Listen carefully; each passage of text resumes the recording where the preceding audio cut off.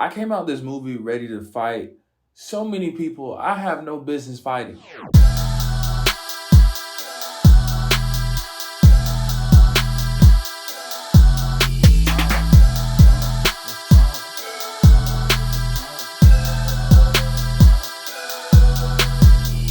Welcome back.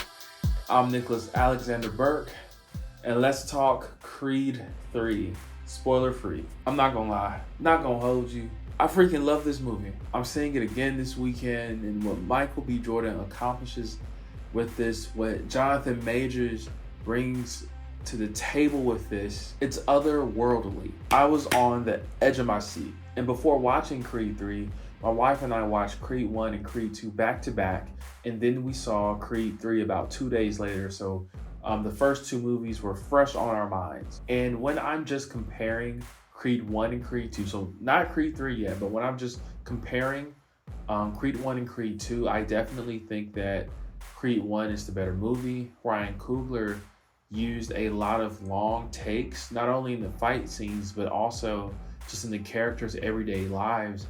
And I really felt immersed in the role. And Creed 2 is good under Steve Caple Jr.'s direction, but I still think between the first and the second one that Creed 1 is the better film. But Creed 3, man, Creed 3 is Michael B. Jordan's directing debut.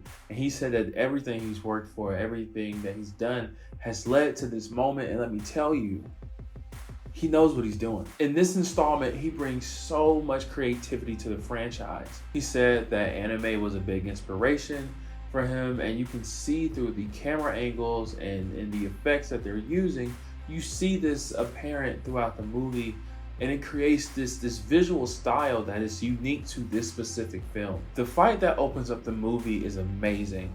And I honestly like that fight more than I like the final fight. I mean, the final fight is good too, but the way that they open up the film with the color grading of the fight, how the lighting is on the black skin and the black textures, and the camera angles, just the slow motion techniques that they're using, how they're illustrating how Adonis is analyzing his opponent.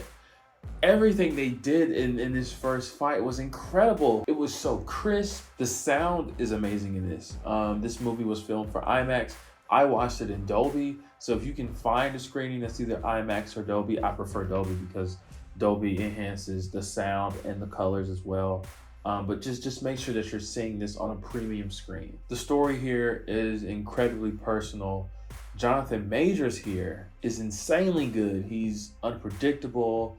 He's aggressive, he's intimidating, but he's also vulnerable. And this film, the writing in this film does an incredible job of making you feel kind of split between Adonis Creed and Damien, who is Jonathan Majors' character.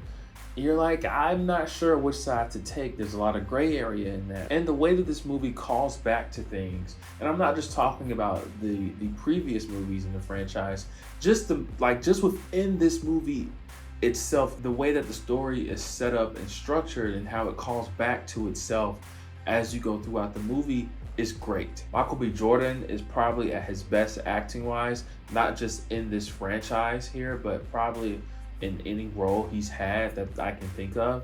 Tessa Thompson is great. Mila Davis Kent as Creed's daughter is great.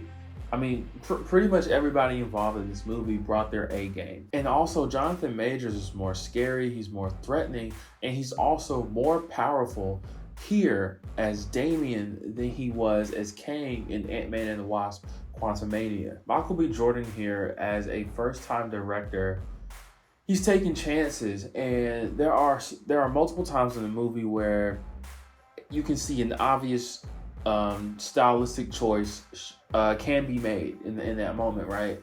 And he doesn't make the choice. He does something different, and it makes the film so much better when he does those things. And there's one stylistic choice he makes in the third act, and I won't say what it is, but when you see it, you'll know what it is.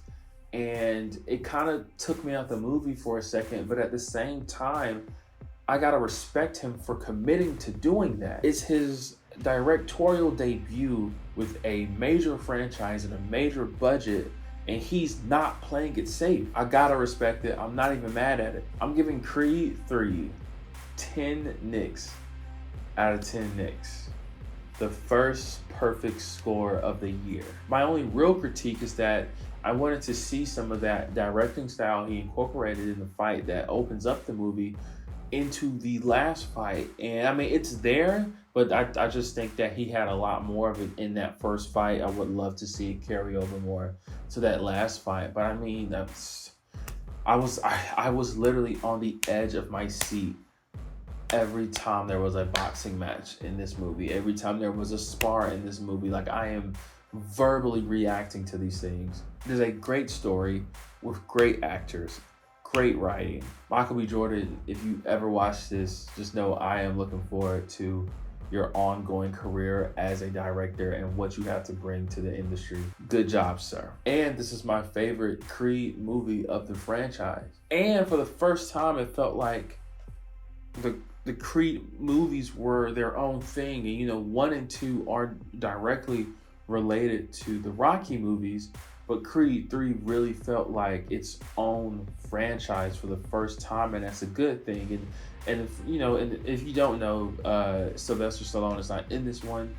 There were some behind the scenes issues between him and one of the producers of the Rocky franchise, so it's nothing between him and Michael B. Jordan, but this other person that I don't really have to get into here. But for those reasons, Stallone isn't in this movie as Rocky, and I think that is a good thing because it really makes you feel like this is Creed's story. And there are times in this movie where you can tell that Creed is finding inspiration in himself now. He's not looking for it in Rocky. He's not looking for it in his father or in Duke or anybody. It is coming from himself, and that is really good character development. And still no spoilers, but I want to talk about this one scene here, and I'll keep it extremely vague.